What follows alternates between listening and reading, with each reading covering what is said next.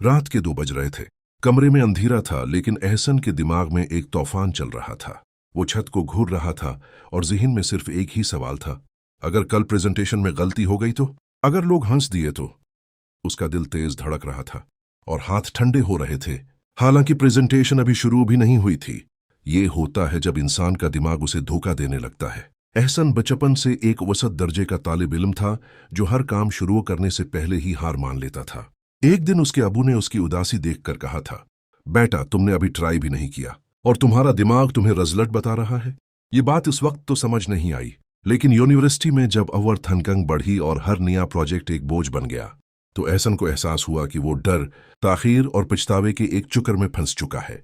फिर एक psychology class ने उसकी जिंदगी बदल दी, जहां प्रोफेसर ने सिखाया कि इंसानी दिमाग कामयाबी के लिए नहीं बल्कि बका के लिए बना है। वो हर नई चीज को खतरा समझकर हमें रोकते हुए बहाने तराशता है। एहसन ने 5 मिनट रूल अपनाया और दिमाग को चैलेंज करना शुरू किया। उसने सीखा कि दिमाग सिर्फ शुरू होने से रोकता है, लेकिन जब आप पहला कदम उठाते हैं तो डर पिघलने लगता है। फाइनल ईयर के बड़े मुकाबले में जब दिमाग ने फिर डराया, तो एहसन ने सिर्फ पहली 2 स्लाइड्स बोलने का फैसला किया और वहीं से उसका एतमाद वापस आ गया।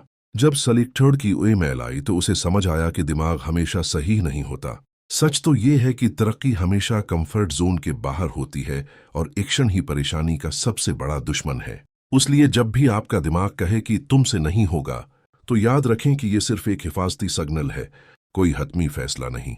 कभी कभी जीतने के लिए दिमाग की सन्नी नहीं, बल्कि उसे चैलेंज करना पड़ता है। कामयाबी की राह में सबसे बड़ी रुकावट आपके हालात नहीं, बल्कि आपके दिमाग का पैदा करदा वो खौफ है जो आपको कदम उठाने से रोकता है। याद रखें, एक्शन अमल ही परेशानी का इलाज है और जीत हमेशा खौफ के पार होती है।